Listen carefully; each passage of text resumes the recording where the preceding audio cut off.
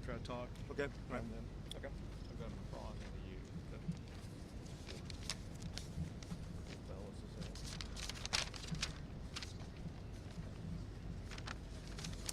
I want to thank everybody for joining with us today. I also want to thank the Sheriff of Maverick County as well as the Police Chief here in Eagle Pass. I had the opportunity to visit with them before coming out here, and I may be telling you a little bit more about some things that we shared in there. Let me first start out with this, and that is President Biden was warned in advance that reduced border enforcement would lead to dire consequences. And we have seen those dire consequences. One is record number of people coming across the border illegally. Another is a greater sense of lawlessness that comes from not enforcing the law. When whether it be migrants or any smugglers or anybody else see the laws not enforced, they will abuse those laws. And we've seen increased brazenness by cartels that feel empowered because we do not have a federal government that's pushing back against those cartels and their illegal activity.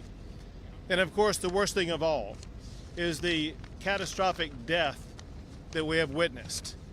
Now, we saw this horrendous death occur in a truck in San Antonio earlier this week, and it is heartbreaking. The numbers have increased. It is now reported that 53 people in that truck lost their lives. It is the deadliest migrant smuggling incident on U.S. soil, and it's on President Biden's watch. The thing about it is that it's not the only way in which people who are trying to migrate here lose their lives. In the harsh, high temperature of Texas in the summertime, and the Texas heat, it'll prove even more deadly. Every year there are many reports about migrants who lose their lives in the heat. I was visiting with the sheriff moments ago, and he was telling me reports about how there have been multiple people in just the past week who had lost their lives, mostly from heat exhaustion. There may have been, in addition to that, one or two who lost their lives in the river. This is harsh terrain and harsh weather. And because of the way that the Biden administration is not enforcing the immigration laws, it's attracting people and enticing people to make this very dangerous trek, causing them to lose their lives. I urge the president, stop the loss of lives. You have the ability to stop people from losing their lives if you make it clear that no one can come across illegally. There's a perfectly legal way that people can immigrate to the United States of America. It's that legal pathway, Mr. President, that you must insist upon, and if you do that, you will have a role in reducing the loss of life. Now, going back, many of these deaths could be prevented if Biden simply fully funded the Border Patrol operation of the United States of America and implemented the policies that the Border Patrol needs in order to do their real job. And the real job is not the paper processing work that they've been assigned to do. The real job is both to secure the border as well as to do things like inspect the vehicle that was carrying those people who lost their lives. As you all surely know, the truck passed through a border point checkpoint. It was not inspected. It was not inspected because the Border Patrol does not have the resources to be able to inspect all of the trucks. And as a result, the Border Patrol did not have the capability of saving those lives. Mr. President, you can fix that if you provide what is categorized as the minimum number of Border Patrol officers who are needed to do the fundamental job of the United States of America and adequately fund their operations to make sure that they are going to be able to inspect those vehicles. Well, in Texas, we once again are going to try to step up and play a role by the state to address this catastrophe that President Biden is responsible for. Today I'm announcing that Texas is going to add additional truck checkpoints. DPS will create and implement a checkpoint strategy beginning immediately where they will begin targeting trucks like the one that was used where these people perished to make sure that we will have a better capability of perhaps stopping future trucks like that, as well as stopping the smugglers and the cartel members who are trying to profiteer off of it. Now, we're in Eagle Pass today for a reason. Eagle Pass is part of the Del Rio sector, and the Del Rio sector has seen the largest number of illegal crossings in the past week. There was a time when most of the illegal crossings would take place in the Rio Grande Valley, and that's no longer true. Right now, we're at ground zero here into Del Rio, where we have the largest number of border crossings, and we have information indicating that there could be a meaningful rise in the number of border crossings in this region. So we want to step up and make sure that we will do more to better secure this area. As the mayor told me earlier, he said the situation in Eagle Pass has gone from bad to worse with the increased number of people coming through this area.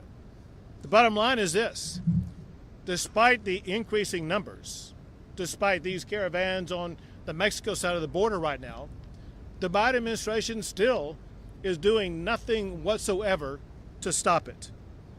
Texas is going to take action to do our part to try to reduce the illegal immigration coming into our country. We're going to be adding more resources and stronger strategies to control all the borderland that is owned or controlled by state or local governments. Let me make clear what I just said. The property along the border is owner controlled typically by three different groups. There is some property that's owner controlled by state or local governments. This property we're on right now is controlled by the local government. There's other property that's owner controlled by the state. However, there is some property on the border that is owner controlled by the federal government. If it's owner controlled by the federal government, Texas does not have the authority or the capability to stop the illegal immigrants from going to that land. There's another area that we are working on, and that is private property. There are people, whether it be in this community or people up and down the border, who own property on the border. We are getting authorization from as many of them as we can for the state of Texas to be able to put up barriers, whether it be concertina wire or fences or other types of barriers, so we can prevent people from entering the United States and the state of Texas through that private property.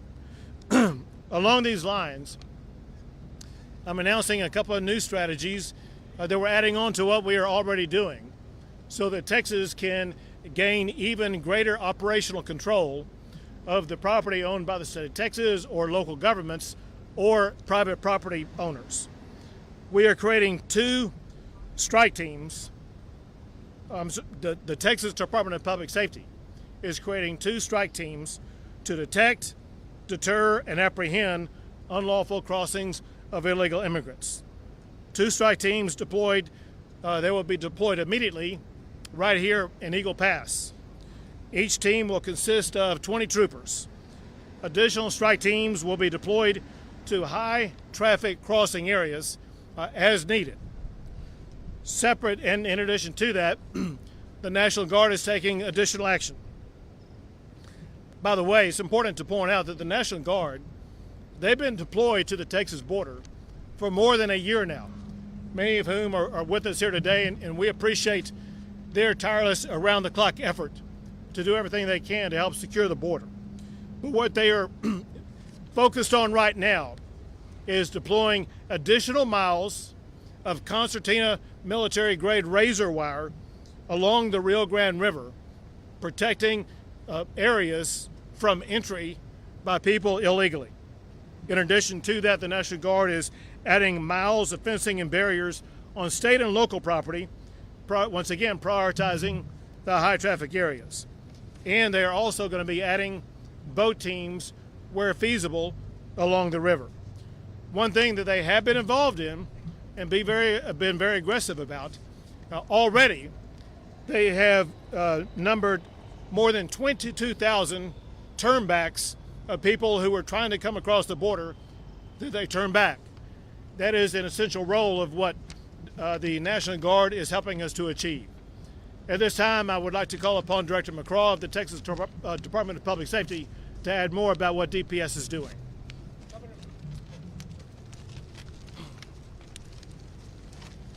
Thank you, Governor. As the Governor noted, Del Rio sector for the first time over a decade, and for that the first time ever, is the central point for human smuggling for the nation as it relates to Border Patrol. The Del Rio sector, he mentioned, is what we operate in right now. This is what Maverick County is.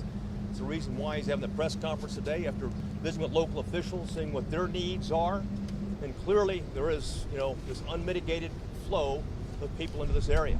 He's tasked, and we're doing right now, as he pointed out, 2 trooper strike teams are already arriving in Maverick County. He will be supplemented by another 3 next week, and if we have to bring another 5, we will. That number brings up to 200 already over the resources we have dedicated to it. In addition, he talked about commercial vehicle enforcement strike teams. And that's our troopers that have authority to work commercial vehicle traffic, that are trained in it and have the expertise, along with civilian inspectors, along these smuggling corridors.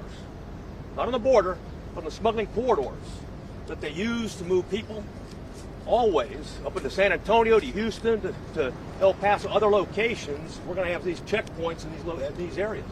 And we'll be in a position, I can assure you, that our troopers will be able to identify the smugglers. And what they're doing right now is they're using clone trucks and vehicles that appear to be legitimate and look like they're legitimate. It's easy to pass through the particular checkpoint, but I can assure you our troopers will be able to identify whether it's legitimate or not and take action at that point in time. That's a deterrent. And that's also, we have an opportunity to save lives. Already, we've been able to identify 983 illegal immigrants in truck, tractor, semi-trailers thus far since the governor launched Operation Lone Star. Additionally, after talking to the chief and the sheriff, we're going to deploy strike teams of DPS special agents to conduct surveillance and look for these cloned vehicles, stolen vehicles that are staged along the highways used to smuggle people, further north, and also identify stash houses, which is very important to disrupting Mexican cartel operations. And predominantly those stash houses are in urban areas that are contiguous with Mexico.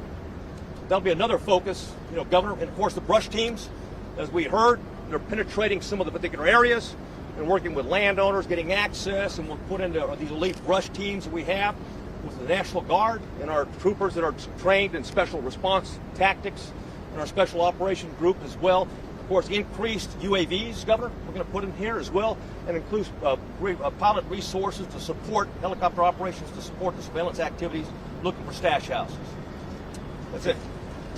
Thank you. And now General Seltzer from, there you go ahead, from the Texas National Guard. Good afternoon. The Texas National Guard continues to take unprecedented action, along with our partners here, to secure the border and protect Texas communities. In response to this crisis, we have emplaced over 60 miles of barrier along the Texas border in the form of fence or concertina wire. In Maverick County alone, which we are in, we have secured agreements with 55 miles worth of border landowners to put up fence. We are 50% complete on that task. We have also put over 8 linear miles of concertina wire, much of which you can see here, along the border in Maverick County. Working today with our partners, with the governor, with the mayor, we are going to expand that zone out, working with the community to get more land agreements, to extend concertina wire out in order to not only block, but to push any migrant or illicit activity outside, away from this great city, to where they can be apprehended. Additionally, we are increasing our boat teams. We currently have 70 boats and 48 teams, and we're continuing to grow those teams. You may see some of those boats operating on this river behind us today. And then finally, we just implemented our small unmanned aerial system program, or drone program. It will take a couple months to get online, but we will have several teams of small UAS operators that can come to places like Eagle Pass and help detect and block illicit narcotics and transnational criminal activity. Thank you very much. Again, everything that we just talked about and everything that we've done up until now would not have been needed if all that President Biden had done was to keep in place the border security plan that had been put in place by President Trump. Under President Trump, we saw the fewest illegal crossings in decades. Under President Biden, we see all-time record highs. It's time for President Biden to reinstate the strategies that were put in place by President Trump that proved so effective. So they are these: building a border wall, keeping in place both Title 42 and the Remain in Mexico policy, and enforcing those. So those policies remain in effect right now. However, is my understanding that the way we see it, Biden is not enforcing those. Ending catch and release. Those are the four things that are very simple to do. But maybe there's a fifth thing, candidly, that means as much as anything else, and that is for the president to be adamant that he is not going to tolerate any illegal immigration. America has a very robust legal immigration process that should be used. He, the president, should not be promoting illegal immigration the way that he is. State's overall plan when it comes to apprehensions, deterrence, and incarcerations, because at the end of the day, we will have an increase in incarceration. Sir, and so part of the state plan was to arrest people who were violating state law. And I'll tell you what the numbers are, and the numbers will just continue to go up. We've made more than 16,000 criminal arrests, more than 4,000 criminal trespass arrests. We've made more than 14,000 felony charges. We have apprehended more than 270,000 illegal immigrants, and we've turned back more than 22,000 migrants. And then on top of all of that, because the smugglers were able to get past Border Patrol, it fell upon state law enforcement, such as the DPS, to be involved in the seizure of fentanyl. So Texas law enforcement has seized enough fentanyl to kill every man, woman, and child in the United States of America. Governor, back in April, you signed 4 agreements with 4 Mexican state governors on a goal to slow down the illegal drugs and the illegal crossings. It has not happened, especially in this sector. We already had 5-day span here where more than 7,000 migrants were encountered. We've actually been following these migrant caravans from Aviendes, from Monterrey to Aviendes here to Piedras Negras, and they're crossing by the hundreds. What are you doing to hold the Mexican state governors accountable for not obeying the agreement you made with them? So the accountability may come soon, but we've been in discussion with our bordering neighbors about what they're doing. I will tell you this. Obviously, the state right across the border is Coahuila, and you talked about the numbers in Coahuila. The governor of Coahuila is doing a lot, maybe as much as anybody, to disband the caravans, to thwart people who would otherwise come across the border. His challenge is the same as my challenge, and that's the president of his country. And as long as AMLO is advancing this and aiding this effort, it's hard for a governor to be able to stop it. The sheriff of Kinney County took 4 illegal aliens and brought them to the bridge and released them back to Mexico when Border Patrol was unable to. Do you support his action? I missed the first part of your question. The sheriff of Kinney County took 4 illegal aliens that were captured in his county and returned them to the bridge here back to Mexico. Sure. Do you support that? The first thing I will tell you is that the sheriffs of the state of Texas play a vital role up and down the border. There's a team effort by all of these efforts, and I applaud all of our sheriffs for having to respond into unprecedented conditions, and that's causing all of us to use unprecedented action. And so, whether it's doing what that sheriff in Kinney County is doing, or what we're doing, such as turning back more than 20,000 people. We all have our own tools and strategies that we use to either turn back or to return people across the border. While we await for the Supreme Court to decide the MPP Remain in Mexico case, should they rule in favor of Texas. How much confidence do you have in the Biden administration that they will abide by that and reinstate it fully?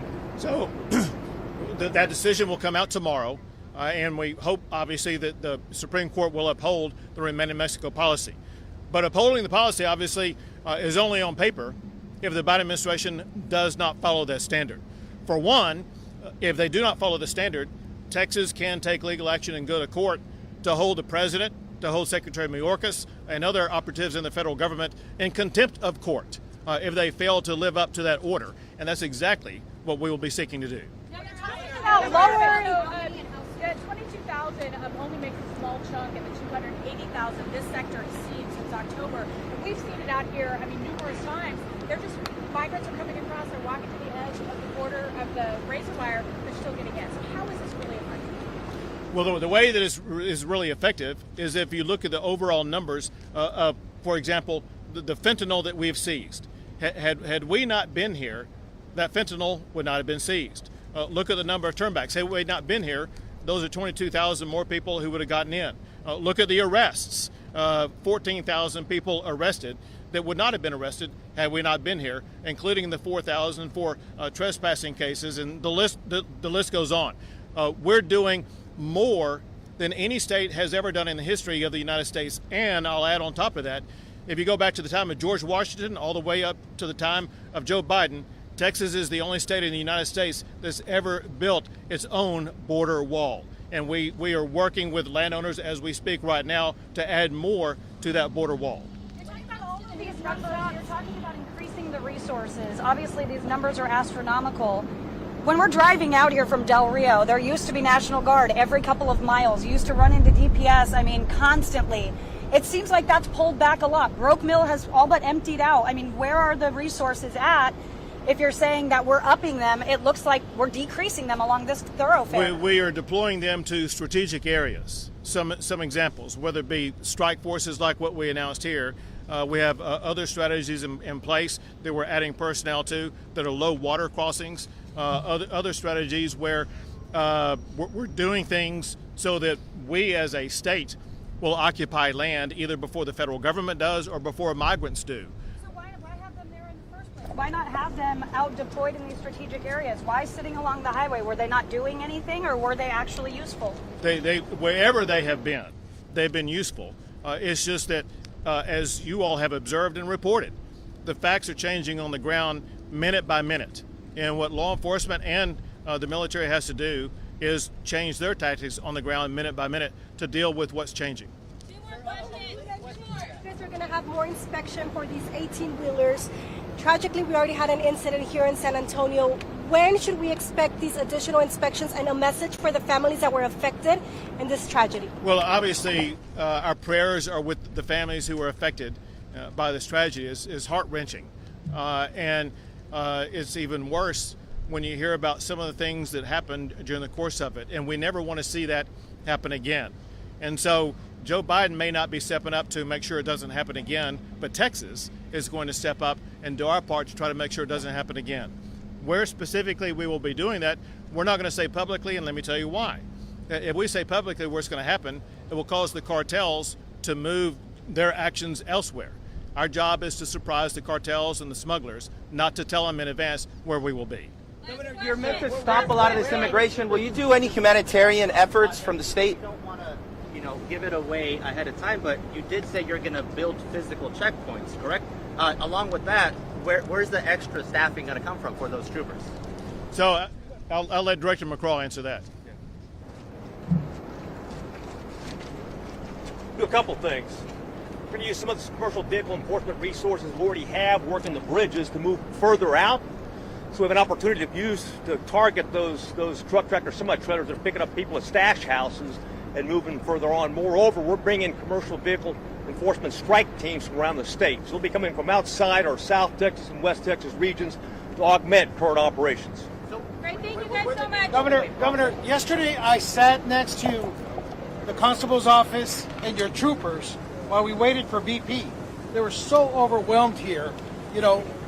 What's your thought on that? They were there for at least an hour. Right. Your troopers took over. and started actually processing so BP can transport them. Right, and so that's reprehensible as a consequence of what I said earlier, and that is there's an intended minimal level of Border Patrol to be funded. That floor has since been removed by Congress. It used to exist, and it was about 22,000 Border Patrol members. They're more than 2,000 short of that as we speak right now, despite the fact that we're dealing with the worst border crossing ever. And so at a minimum, immediately, Congress and the President should step up and provide what that former floor was for the Border Patrol numbers, provide the funding for it. That would be a good start.